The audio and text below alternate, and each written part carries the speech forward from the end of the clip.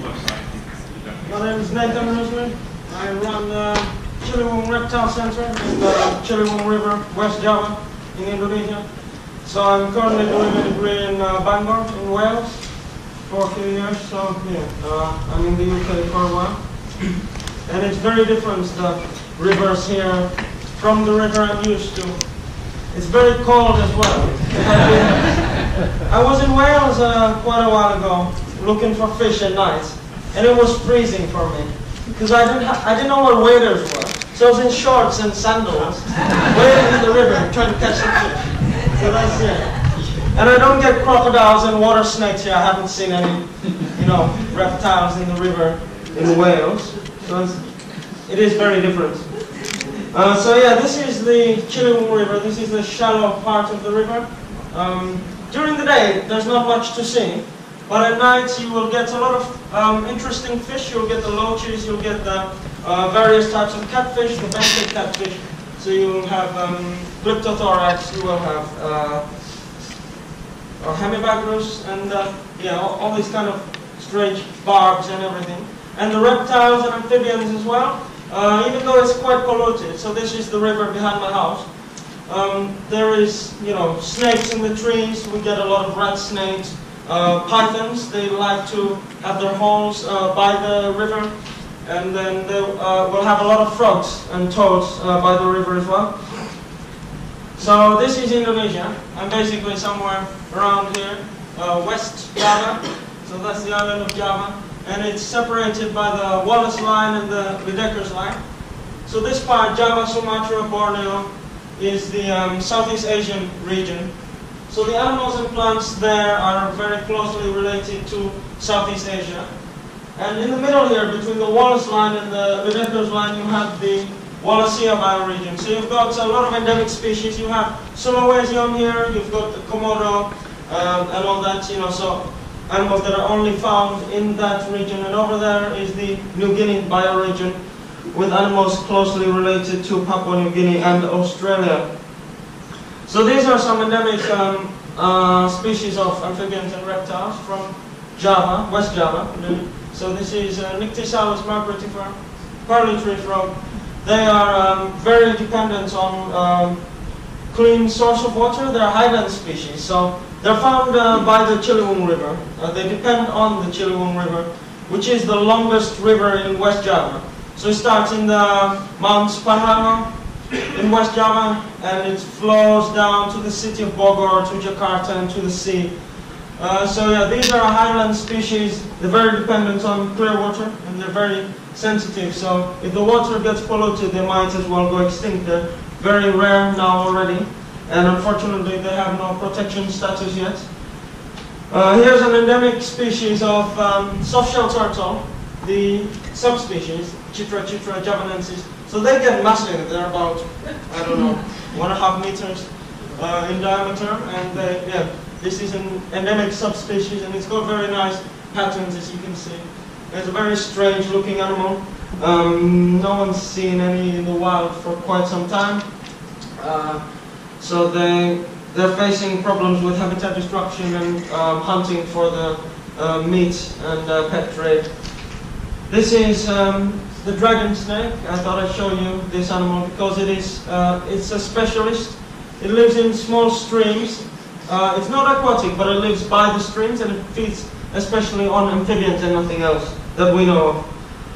So the issues they face is overcollection for the medicine and medicine trade. So medicine trade, to be more precise, a lot of people believe that the bile of the snake or the blood is medicine and can make you healthy or whatever, but it has never been scientifically proven, so I think it's bullshit.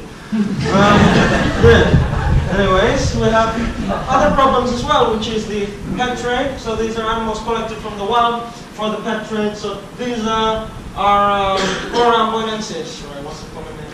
Some sort of box turtle, basically. They are heavily collected for the pet trade and for the meat as well. So a lot of people eat turtle soup. They usually use soft shells, but they use these as well.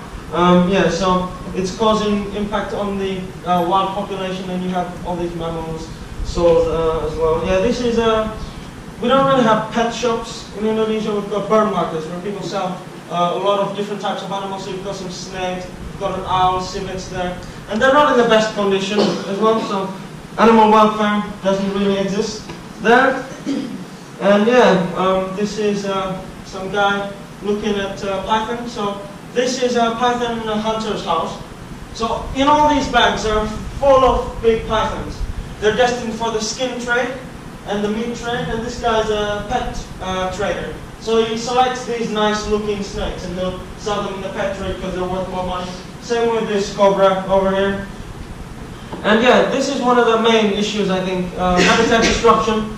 Because the habitat, it holds a lot of biodiversity, the plants, the animals. And if you've lost one species, yeah, it is a problem, but not as big as if you lose the whole ecosystem. So that is, you know, deforestation. And then you've got the rubbish problem as well. People just chuck everything in the river, and you get a lot of rubbish.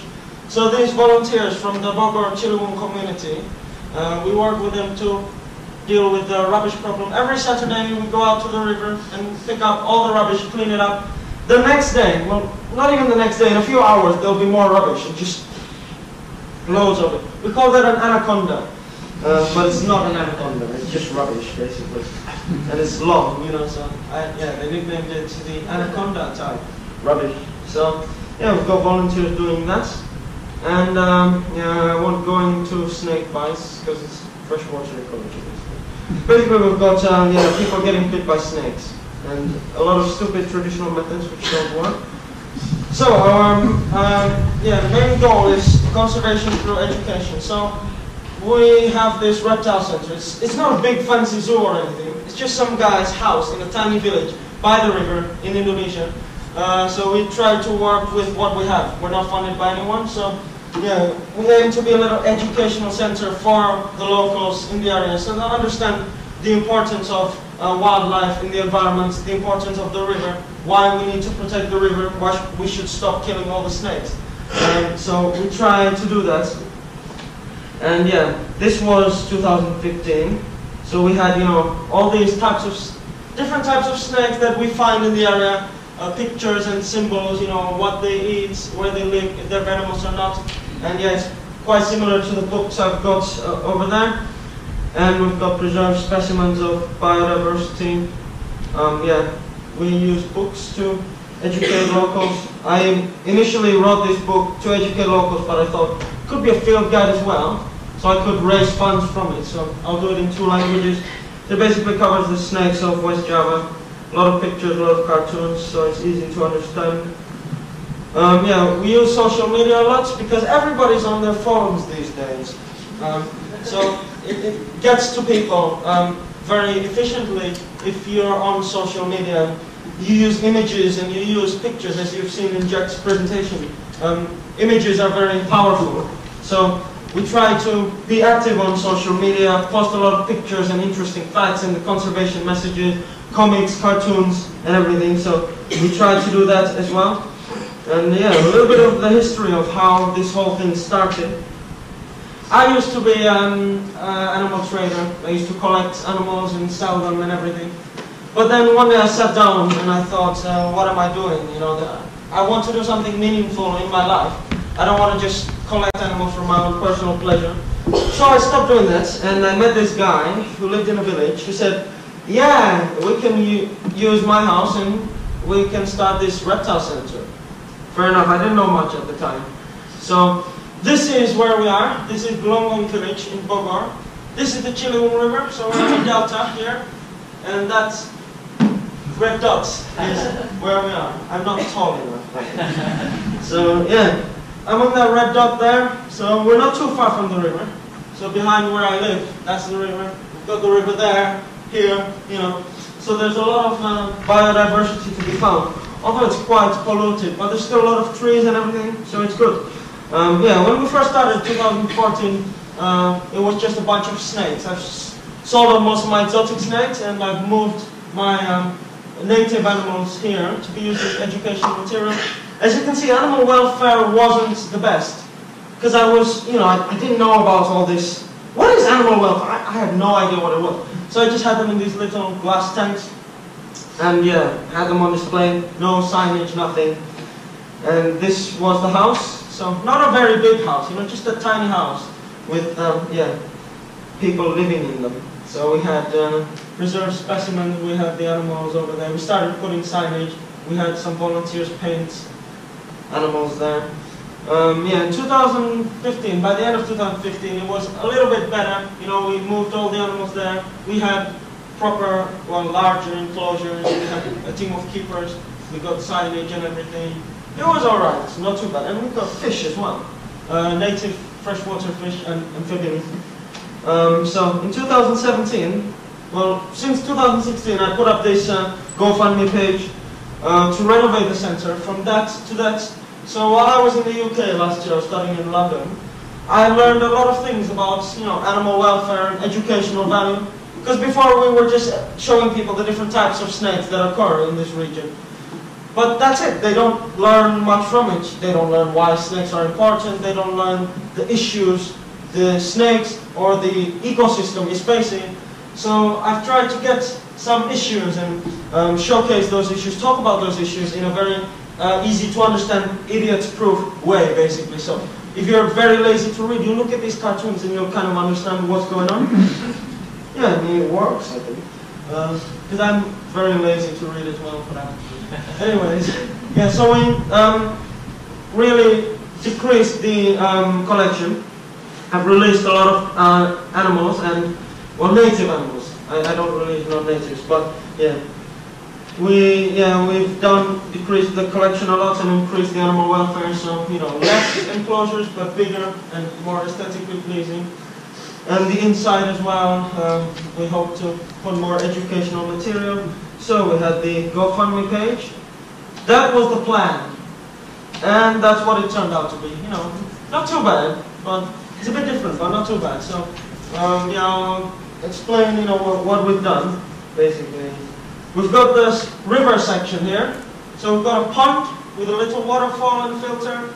In here we've got turtles, the black marsh turtle. And the reason I chose this species was because this is a very slow reproducing species. It only lays 2 eggs at a time, and it only lays eggs once a year.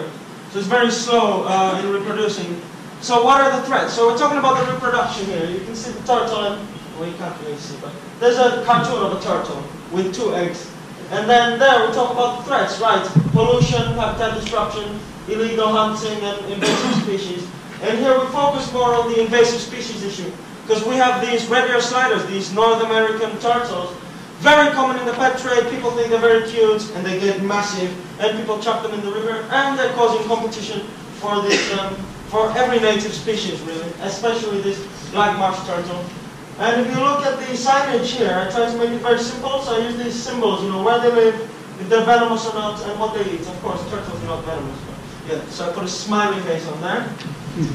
And behind it, yeah, we're still talking about the river here. We're talking about one of the major issues. So we talked about invasive species. Now we're trying to talk about the rubbish problem. So we've got a big frame and we display rubbish. Different types of rubbish, you know. We've got diapers, condoms, styrofoam, sandals, you know, bottles, cans, plastic, everything. And we talk about why rubbish is an issue. And what does it have to do with people? Because if it has nothing to do with me, why should I give a shit if all the animals die? What does it have to do with me? So we try to explain the relationship between humans and the river and the ecosystem and why we need nature to survive in those comics over there, up there. So we're talking about the ecosystem and everything. And this here, under that aquarium, that's the pictures of our conservation efforts. You know, we sat today with the volunteers picking up all the rubbish. And yeah. On that tank up there is a native fish of the Chilliwack River and water snakes here, so we show the biodiversity of the river. And we try to do it as naturalistically as possible. And you see we've got a magnifying glass in front of the fish tank, so it gets people interested hopefully, and you can see the smaller fish more closely. So this is the aquarium. We've got some native fish, catfish, rasbora, barbs and everything. So yeah, that's the water snake. And as we go up, we're talking about poison and venom. So you've got a poisonous animal there, the river toad. We've got a venomous animal, spitting cobras, and you have a poisonous and venomous animal, the redneck keelback. So why did I choose the keelback and the toad and put them next to each other? Because they've got a relationship. As you can see in the middle, there's a picture there of the keelback feeding on the toad. So this redneck keelback is a very interesting animal. It's born venomous, but it's rare-fanged. So its venom isn't really dangerous to humans. But if it feeds on the toads, it will sequester the poison from the toad. It will become really toxic. So these animals, you know, the toads itself, if you lick it, you're not going to die. You know, you lick the poison glands, you're not going to die. But if the snake feeds on the toads, it becomes a very lethal toxin. So yeah, we're talking about the differences between poison and venom, and we have representatives of each group. Right. Yeah. So this is the keelback, and that's the toad. This is the river toad. So we try to replicate its natural environment. We've got a little waterfall for them, and as they like to climb, I put in more branches in there. This was when it was first set up. So yeah, they seem to be doing pretty well. They've got space to move around.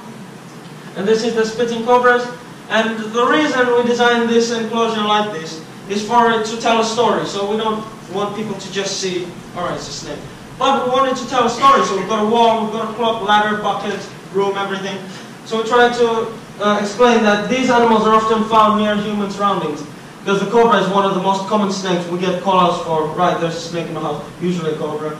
So yeah, we try to tell people, you know, alright, it lives near human surroundings, tell a story. Yeah, that's the redneck keelback, very beautiful snake. That's the toad, and the cobra playing peekaboo. It's a very cute animal, although it can kill you. I forgot to explain here. Yeah, we're talking about poison and venom.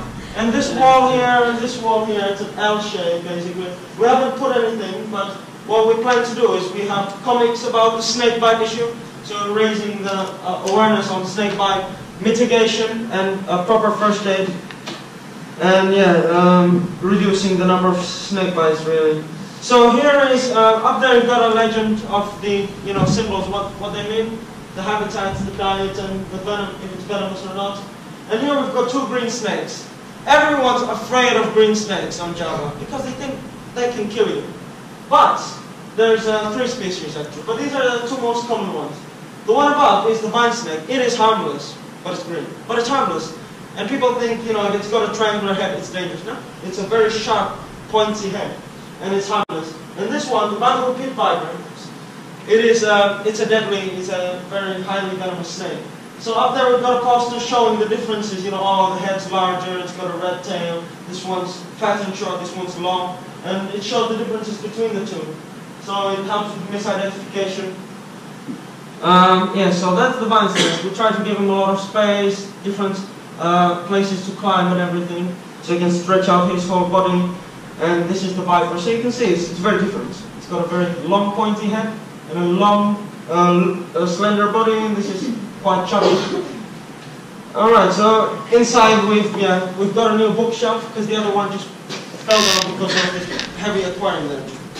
And yeah, thankfully all the books were fairly alright, and yeah, we've got a new bookshelf and we've put the preserved specimens down there. There's some empty space. We're probably going to get I don't know, television or more books or some educational material, something like that.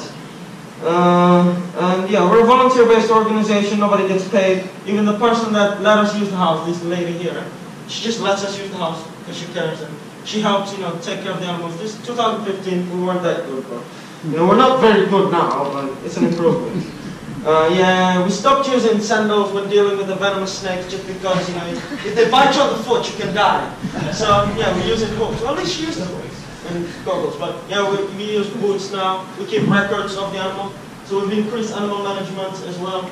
Yeah, every time after an event we do biodiversity surveys, we do education to schools and everything. So yeah, we just sleep on the floor. That's where I used to live. And I've got a bed now, which is strange, you know, in Wales. A bed. I don't really know how to sleep on a bed. Because it's just, I'm not used to it. Yeah, it's volunteers. These are the keepers. That guy in red, strange guy. Yeah, basically, this is after while we were renovating. So yeah, we do animal relocations. If people give us a call, you know, there's a snake in my house, we go and remove it and relocate it somewhere else.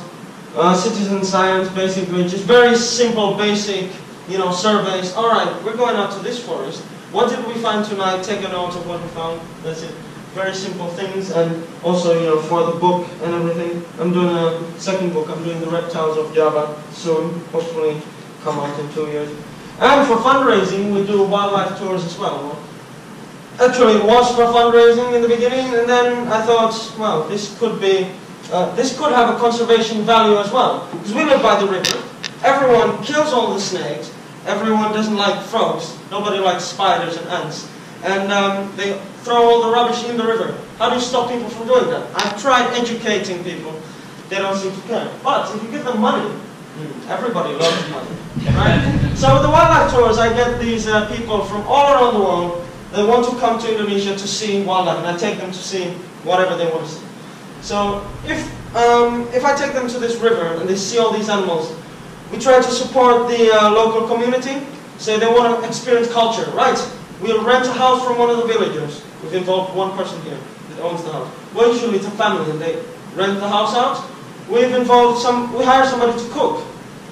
And then there are farmers in the village, right? We buy their produce to cook, to eat, right? And then there are shops. And we encourage these tourists to shop at these local shops where they sell food and drinks or whatever.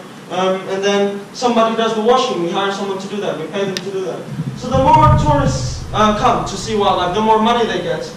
And if they keep destroying the environment and there's no animals left, they won't get tourists coming anymore because there's no point in it. Because it's quite a small village in the middle of nowhere, basically.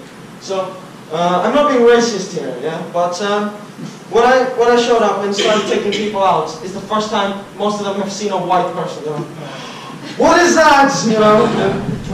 They're all very fascinated by people from Europe, basically. So, yeah, because many of them haven't interacted with people from all over the world, basically. They haven't been out of their village.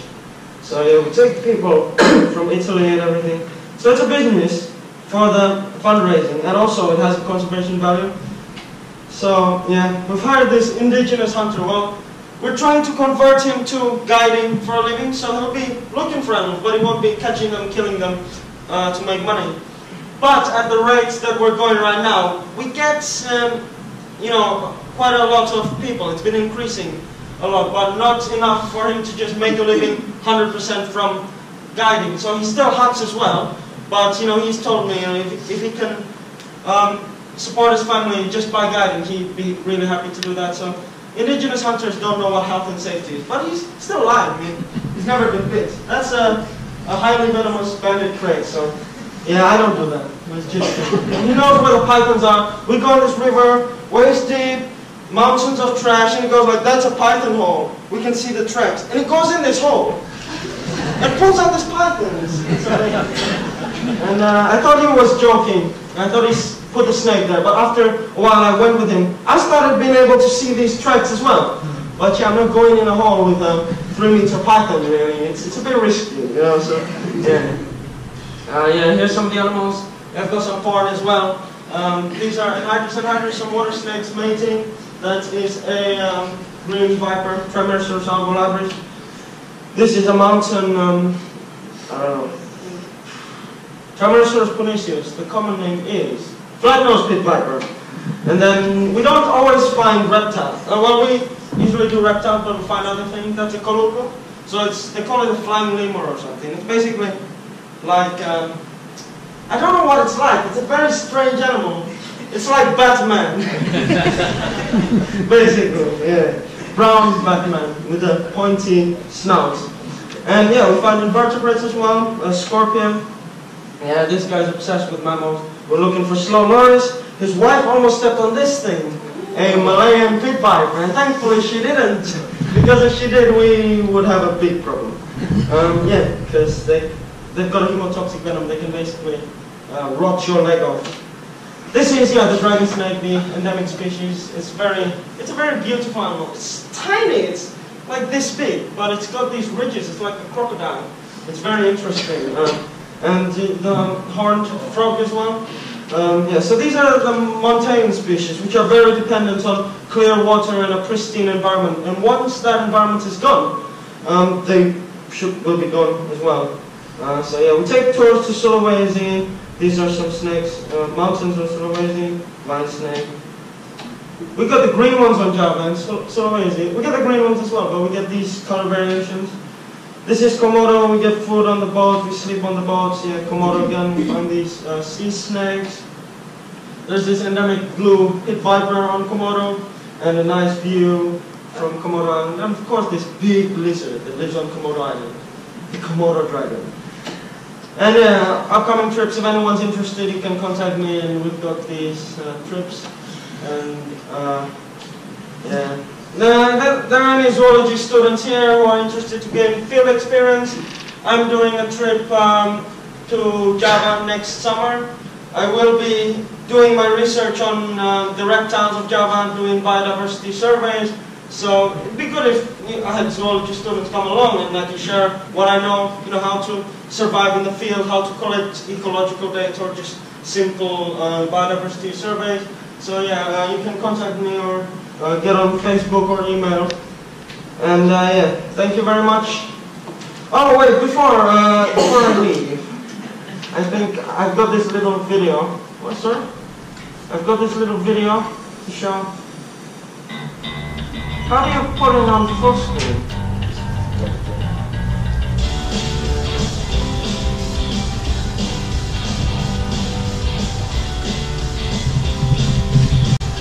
It shows what we're doing really and what the animals we see. The python. This is on Borneo. That's a king cobra.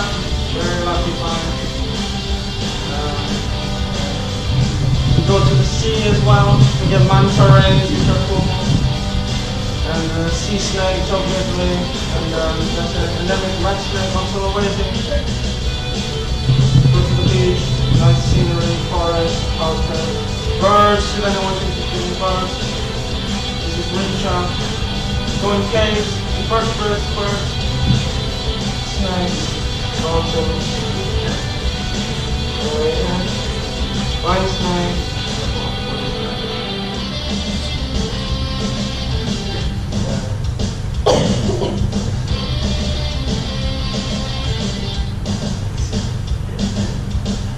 This is the guy going in the hole. He's amazing. Great coach, really nice. And we've got for traditional market on Sulawesi that got all these crazy animals that they eat. Borneo. You see orangutans and proboscis monkeys as well on Borneo, which are quite interesting. And then yeah, birds, everything. Buffalo, or whatever that is. Lizard, you guys sleeping. It's fun, I think. It's gonna end soon, bear with me. Alright. Thank you very much.